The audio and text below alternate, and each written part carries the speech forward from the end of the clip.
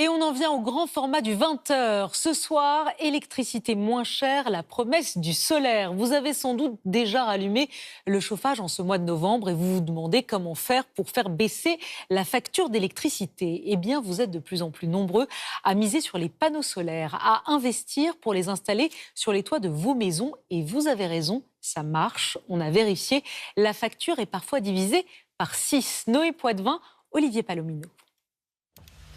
Sous les yeux de monsieur et madame Giannino, le balai des techniciens. C'est tout bon, Hendrik. 14 panneaux photovoltaïques sont installés sur leur toit. C'est pas très éloigné du toit, en fin de compte. Il y a à peu près 3-4 cm. Le couple de retraités fonde beaucoup d'espoir dans cette installation pour faire baisser la facture d'électricité. Chaque mois, je paye 160 € et j'espère pouvoir payer 80 € pour faire des économies sur la facture qui ne cesse pas d'augmenter. 50% d'économie donc, grâce à ces panneaux allemands garantis 30 ans. Avec une telle promesse, mieux vaut qu'ils soient installés de la façon la plus optimale. Ce qu'il faut éviter, c'est d'avoir des toits plats. Parce que du coup, la répercussion du soleil sur le panneau, elle agit sur le rendement. Là, on a à peu près à 35 degrés. Là, elle est bonne. Coût de l'installation, 14 900 €. Le couple a fait ses calculs, il espère l'amortir en 10 à 15 ans. Comme eux, de plus en plus de particuliers se laissent séduire par le solaire. En France, plus de 700 000 foyers sont équipés. Avec, sans surprise, un meilleur rendement dans le sud de la France. En jaune, les régions avec un rendement plus faible. À Dunkerque, par exemple, 6 panneaux solaires produisent à l'année 2550 à 2850 kWh. En rouge, un rendement plus important. À Toulon, la même installation produit entre 3303 et 4050 kWh. Alors, pour mesurer les économies sur les factures, nous avons choisi une zone dans la moyenne. Dans ce lotissement, près d'Angoulême, 2 maisons voisines avec une différence. L'une est équipée de panneaux solaires, l'autre non. D'un côté, Samy Moreira Batista, 130 mètres carrés, 5 personnes dans le foyer. De l'autre, Agnès Cossonnet, 100 mètres carrés et 4 personnes.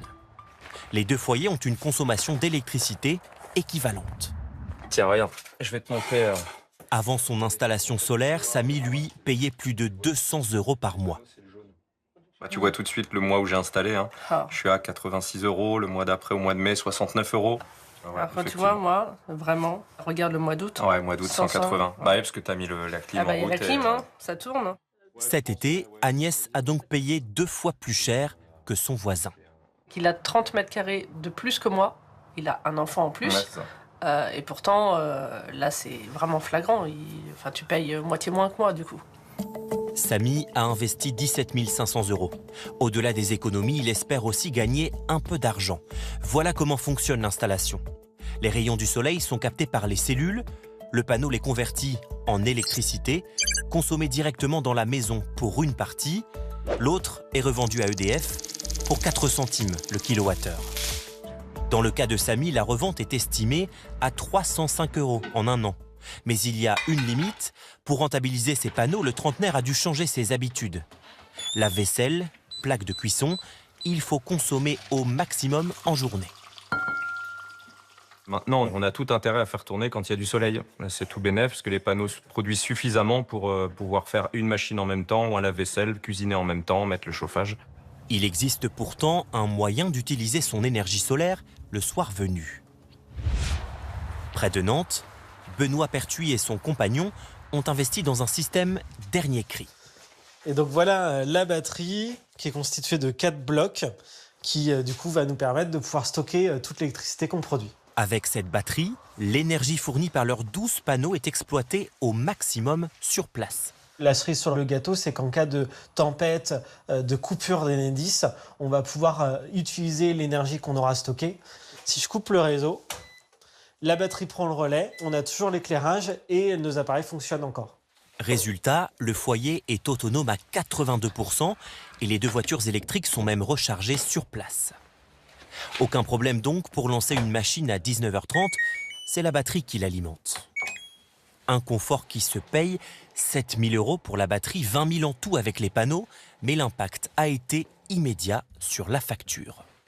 Depuis début 2025, grâce à la batterie et aux panneaux solaires, on n'a consommé que 200 € d'électricité. Si on n'avait pas eu les équipements, ça nous aurait coûté 1 100 €. On a fait une économie de 900 € d'électricité sur cette année. Benoît Pertuis espère être rentable en 12 ans. Le solaire convainc, année après année, de nouveaux clients, mais attire aussi des sociétés peu scrupuleuses. À Toulouse, Franck Centris se dit victime d'une mauvaise installation. En 12 ans de production solaire, il a connu des problèmes d'étanchéité, a vu ses panneaux s'abîmer. Désormais, 5 d'entre eux ne fonctionnent plus. On se rend compte qu'il y a plein de nervures et certaines se sont même affaissées. On se demande qu'est-ce qui s'est passé, pourquoi ça en est arrivé à ce point-là. Sur son toit, les panneaux ont été installés en série. Ils sont branchés les uns aux autres et donc interdépendants. Il suffit qu'un seul panneau dysfonctionne et c'est toute la production qui est touchée. C'est ce qui lui est arrivé. En ce jour gris, par exemple, son installation produit en moyenne 4 fois moins que prévu. Quand le voyant ici, il est vert, ça t'indique que ça fonctionne bien. Mais en fait, c'est pas le cas, puisque quand je vais regarder l'indice de production, je produis là 400 watts, ce qui est ridicule. C'est minime en fait. La promesse de grandes économies semble bien loin. Il faudrait réparer son installation hors garantie, mais il a déjà emprunté 42 000 €. Le sentiment d'un immense gâchis. J'ai perdu de l'argent et j'en gagnerai jamais. On nous avait promis en fait qu'on aurait potentiellement une rentabilité rapidement au bout de 10 ans. Avec la panne aujourd'hui, en fait, voilà, on n'arrivera jamais à le rentabiliser. Le propriétaire envisage de tout arrêter. Contacté, son installateur s'est engagé à faire le point avec lui pour trouver une solution.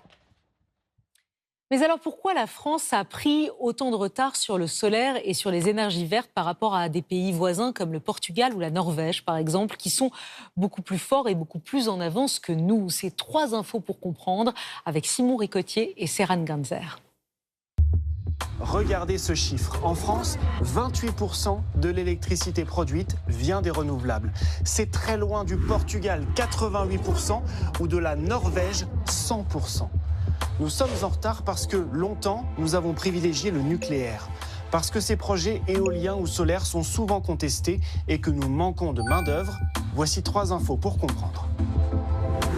En France, très longtemps, c'était priorité au nucléaire. C'est notre première info. L'atome, c'était la garantie d'une électricité pas chère. Mais aujourd'hui, celle qui est produite par les renouvelables est elle aussi compétitive.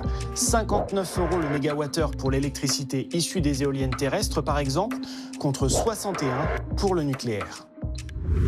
Notre deuxième info, c'est que ces projets sont souvent contestés, accusés notamment de défigurer le paysage.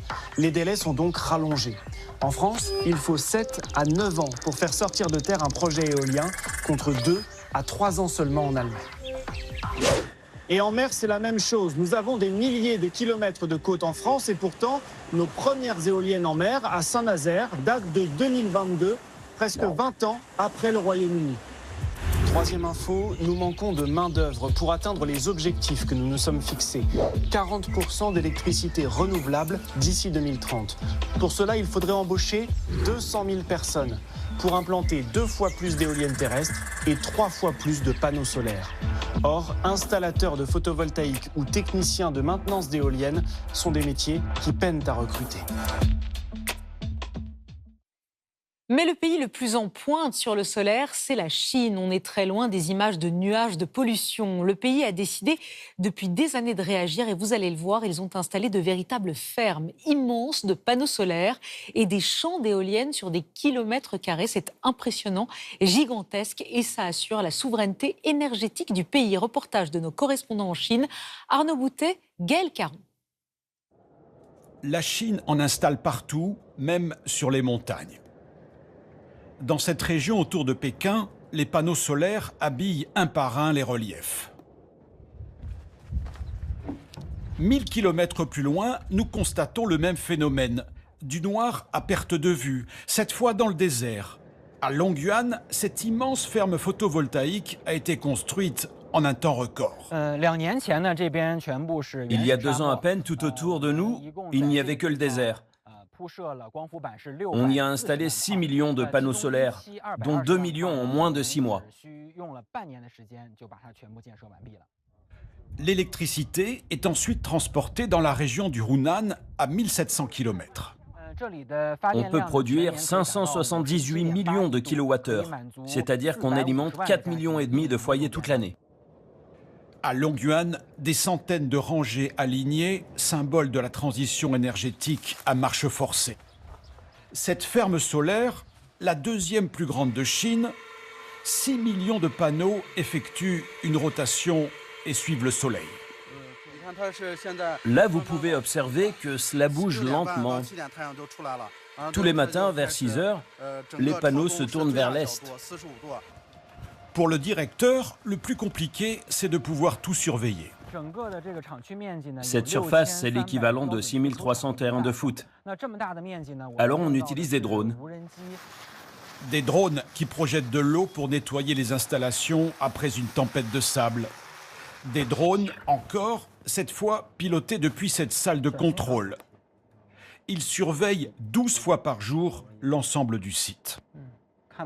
Je vérifie qu'aucun panneau n'est cassé et que tous sont orientés vers le soleil. Dans notre domaine d'activité, la Chine est aujourd'hui le leader mondial. L'éolien, c'est l'autre chantier, tout aussi ambitieux.